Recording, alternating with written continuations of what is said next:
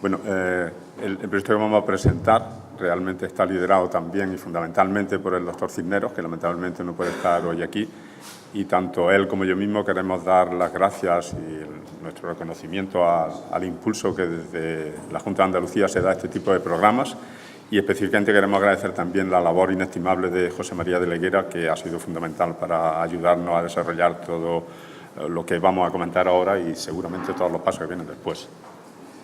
Bien, el proyecto en sí, Assurant, pretende hacer un análisis de cuál es la situación sobre sensibilidad y resistencia a antimicrobianos, fundamentalmente en bacterias multiresistentes, fundamentalmente en pacientes de tipo crítico. ¿Me pasan la diapositiva o la paso yo? Sí. Bien, quería hacer primero un marco conceptual para entender en qué situación nos encontramos. ¿Hay un puntero? Bueno, no hay un puntero.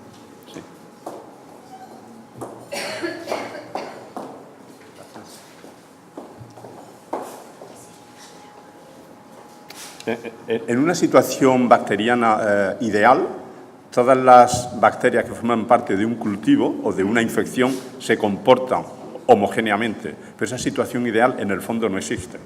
Cuando una bacteria se divide para dar lugar a dos bacterias hijas, el ADN que contiene cada una de ellas ha sufrido en ese proceso de replicación una serie de errores, porque la copia no es 100% fidedigna. Como consecuencia de eso, en la población bacteriana sobrevienen mutaciones.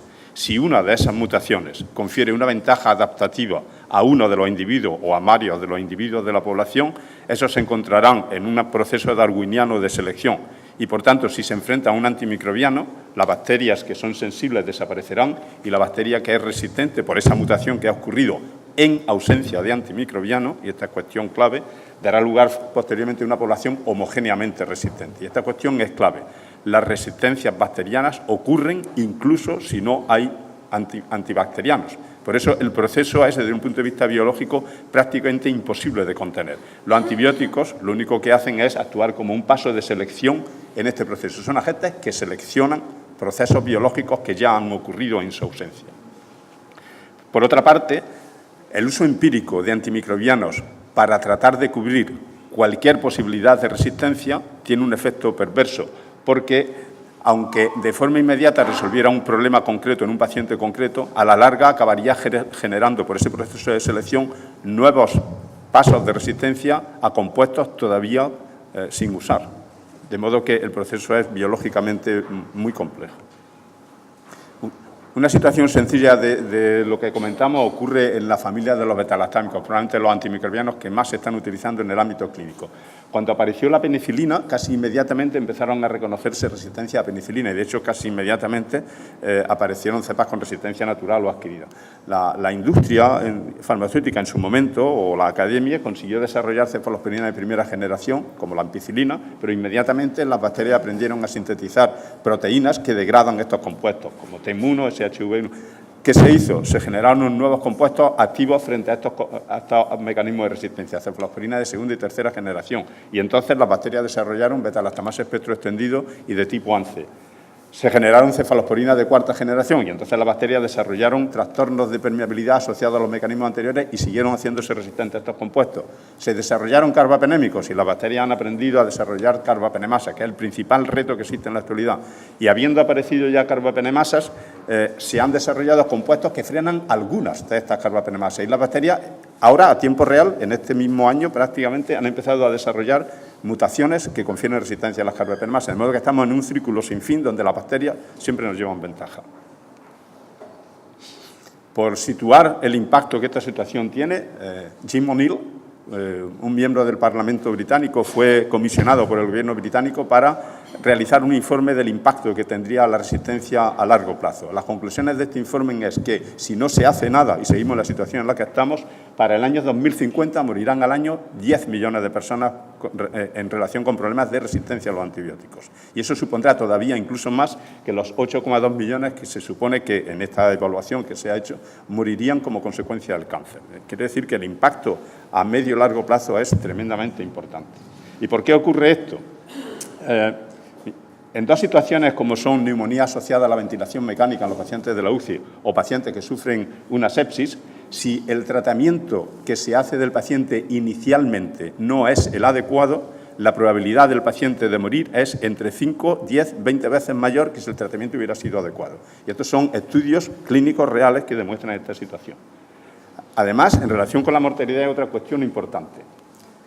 En el fondo, si las infecciones que producen las bacterias resistentes se pudieran tratar con antibióticos eficaces, la respuesta terapéutica sería similar a la que se utiliza en el caso de infecciones causadas por bacterias que no son resistentes. Pero esta situación tiene una paradoja en sí misma, y es que para las bacterias resistentes hay muchas menos opciones, con lo cual la probabilidad de acertar en el tratamiento médico disminuye drásticamente, y por otra parte, muchas de esas pocas opciones que existen son más tóxicas que las que habitualmente se emplean con las bacterias sensibles.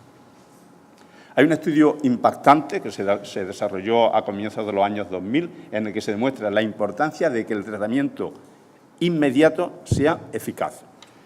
Se hizo un estudio de pacientes que estaban en shock séptico, un altísimo número de ellos, más de 2.000 pacientes, y si se utilizó un tratamiento correcto en la primera hora, la supervivencia de los pacientes fue del 80%. Pero si el tratamiento antimicrobiano no era correcto en esa primera hora, por cada hora de tiempo que pasaba, la mortalidad se incrementaba en más del 7%. De modo que en la segunda hora se muere el 7%, en la tercera hora el 14% y así sucesivamente hasta conseguir unas cifras que son completamente inaceptables. De hecho, la realidad demostró en ese estudio que raramente se empleaba un tratamiento eficaz antes de las 6 horas, con el correspondiente impacto en mortalidad.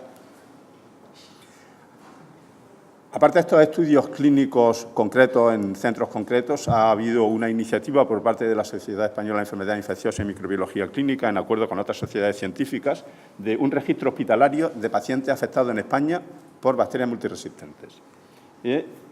Participaron en él 82 hospitales y en una semana de marzo se intentó estimar el número de pacientes con infecciones por bacterias multiresistentes y cuál era la mortalidad cruda global a los 30 días. Bien, pues se detectaron en estos 82 hospitales, que representan una población importante de España, pero no toda España, 903 casos. Y de ellos murieron el 20% de los pacientes, 1 de cada 5 en mortalidad cruda. Si esto lo extrapolamos a la situación de España en su conjunto, esto quiere decir que en un año habría más de 180.000 pacientes con infecciones multiresistentes y se podría llegar a una cifra estimada de mortalidad cruda de pacientes que mueren con infección de más de 35.000 personas, cifras que sobrepasan casi cualquier otro ámbito de lo que estamos habituados a pensar. ¿Y cuáles son los patógenos más frecuentes? Escherichia coli, que produce beta-lactamasa de espectro extendido, Pseudomonas resistente a carbapenémicos o multiresistentes, Klebsiella pneumoniae, que producen beta-lactamasa de espectro extendido, y Klebsiella pneumoniae resistente a carbapenémicos. En general, bacterias multiresistentes por multiresistencia beta-lactámica, son los principales compuestos que se utilizan en clínica. La situación en España no es demasiado buena en esta situación. Estos son mapas de la red IRSNet, que se vigila desde el Centro Europeo para el Control de las Enfermedades Infecciosas. Cuanto más verde el color del país correspondiente, tanta menos resistencia hay. Cuanto más rojo, tanta más resistencia hay. Como pueden observar aquí, hay claramente un eje norte-sur, en el que siempre los países del sur de Europa presentan tasas de resistencia mayores o mucho mayores a los que ocurren en los países del norte de Europa. Y, lamentablemente, en España, para Acinetobacter, para Klebsiella resistente a cefalopina de tercera generación o incluso para Klebsiella resistente a carbapenémicos, estamos en una de las peores situaciones en comparación con países de nuestro entorno. En este sentido, la OMS ha definido recientemente una lista prioritaria de patógenos en los que se deben de enfocar fundamentalmente las actividades de investigación y el desarrollo de nuevos compuestos. Y estos incluyen básicamente los microorganismos que hemos comentado anteriormente. Acinetobacter resistente a carbapenémicos, enterobacterias resistentes a beta-lactámicos de amplio espectro y Pseudomonas aeruginosa multiresistente, amén de otras prioridades, algunas de las cuales no son tanto de nuestro entorno, pero sí de otros países.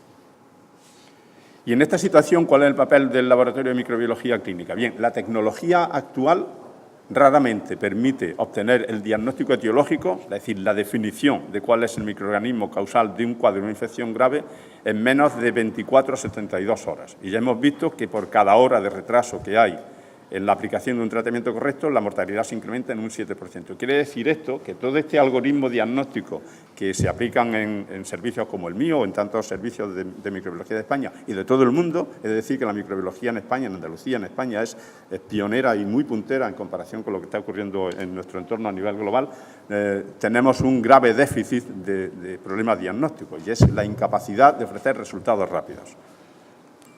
Por esta razón, creemos que tenía sentido elaborar esta propuesta de marcar la necesidad de diagnóstico microbiológico rápido para conocer la sensibilidad bacteriana a los antimicrobianos en pacientes que tienen infecciones graves.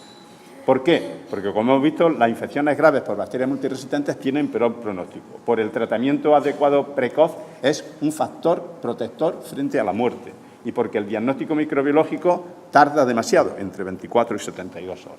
¿Cuál es el objetivo general de este proyecto? Es el desarrollo y la fabricación de un método de diagnóstico rápido de determinación de la sensibilidad de las bacterias a los antibióticos para mejorar el pronóstico de los pacientes con infecciones graves, reduciendo su mortalidad y su morbilidad.